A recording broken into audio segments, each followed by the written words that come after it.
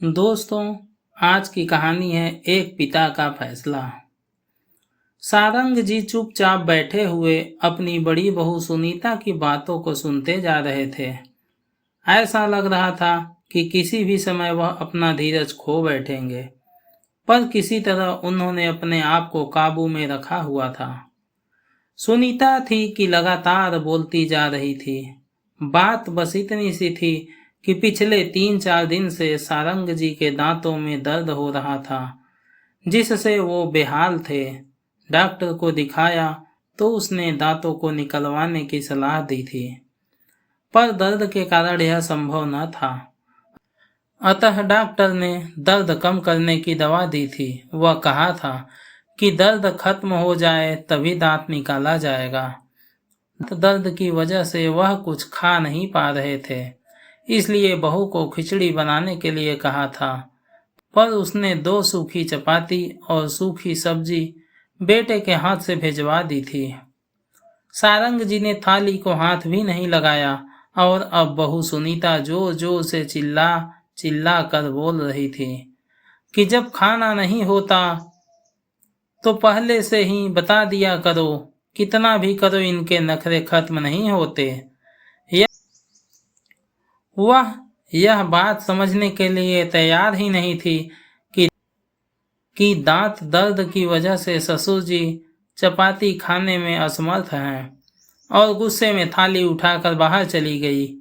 सारंग जी ने एक गहरी सांस ली और अपनी छड़ी उठाकर अपने लंगोटिया दोस्त शिव कुमार जी के घर की ओर चल दिए। आज उनका दिल बहुत उदास था। अपनी दिवंगत पत्नी की याद उन्हें आने लगी और सड़क किनारे बने एक बेंच पर बैठ गए। उनकी पत्नी के अतीत ने उनकी यादों में प्रवेश किया। सारंग जी सरकारी कार्यालय में सेवारत थे। उनके 3 बेटे थे, अजय, रमेश और सुधीर। तीनों ही पढ़ने में अच्छे थे। उनकी पत्नी लता एक कम पढ़ी लिखी लेकिन मेहनती व स्वाभिमानी स्त्री थी, जो कुशलता के साथ उनके घर का संचालन करती थी। जिम्मेदारियां क्या होती हैं, यह सारंग जी ने पत्नी से ही सीखा था। इसलिए महीने के अंत में अपनी पूरी पगार वह अपनी पत्नी के हाथों में सौंप देते थे और खुद निश्चिंत हो जाते थे। घर के मामलों में वे कभी भी नहीं बोलते थे, पर पत्नी को जब भी उनकी सलाह की जरूरत होती तो वह हरदम उसके साथ होते थे। समय के साथ उनकी उन्नति होती गई और बच्चे भी अच्छी शिक्षा प्राप्त कर चुके थे।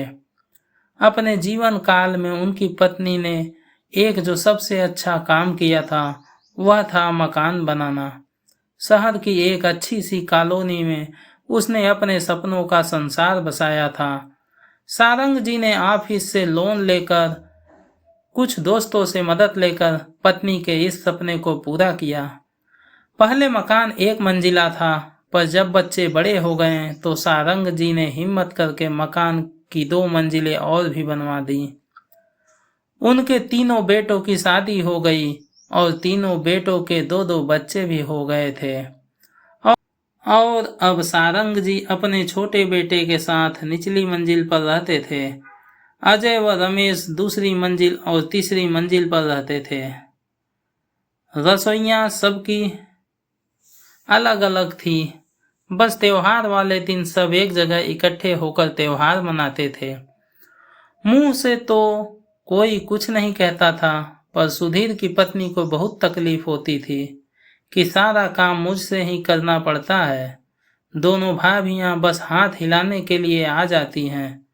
उधर दोनों का कहना था कि भाई रसोई तो तुम्हारी है तो जिम्मेदारी भी तुम्हारी ही है, पर यह बातें कभी भी झगड़े का रूप धारण नहीं कर पाती थी, क्योंकि लता जी खुद भी एक मेहनती महिला थी, जो उम्र के इस दौर में भी चुस्त दुरुस्त थी।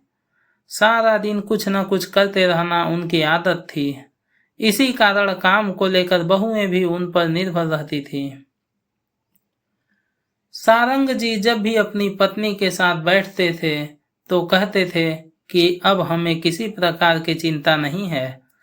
पेंशन तो आएगी ही, बस आराम से गुजारा हो जाएगा। जवानी में जो सपने मैं तुम्हारे पूरे नहीं कर पाया वह अब करूँगा। और पत्नी हल्के से मुस्कुराकर अपनी सहमति प्रकट कर देती थी।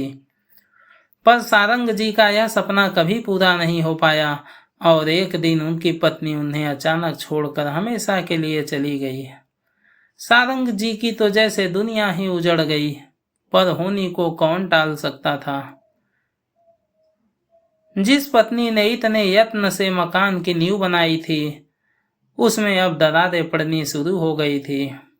हालात इतने बदल गए थे कि त्योहार के समय एक दूसरे को बधाई देने में भी सब लोगों को कष्ट होने लगा था। सब अपनी अपनी गृहस्थी में मस्त हो गए थे। एक अकेले सारंग जी ही रह गए थे जो सब कुछ समझ रहे थे, पर उम्र के इस दौर में अपने आप को असहाय सा महसूस करने लगे थे।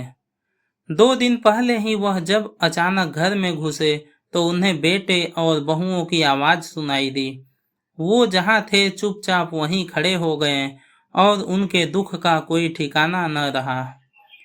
जब उन्होंने सुना कि तीनों बेटों ने उन्हें 2-2 महीने के लिए बांट लिया है, छोटी बहू को शिकायत थी कि जब मकान में सबका बराबर का हिस्सा है तो पिताजी की सेवा में भी सबका बराबर का हिस्सा होना चाहिए।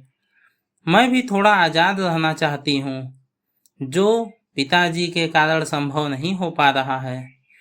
तकलीफ तो सबको हो रही थी, पर कोई चारा न था और अब सारंग जी 3 हिस्सों में बट गए थे। जिंदगी यूं ही चलती जा रही थी।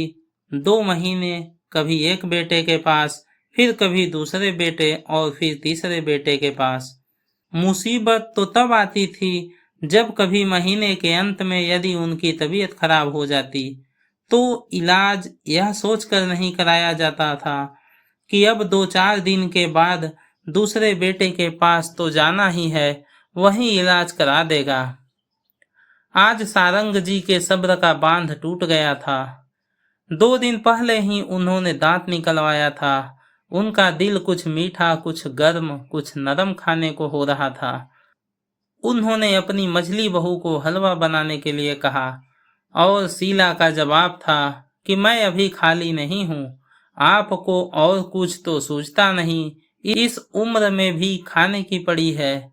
2 दिन के बाद छोटी बहू रानी के पास जाएंगे तो वहीं खा लेना।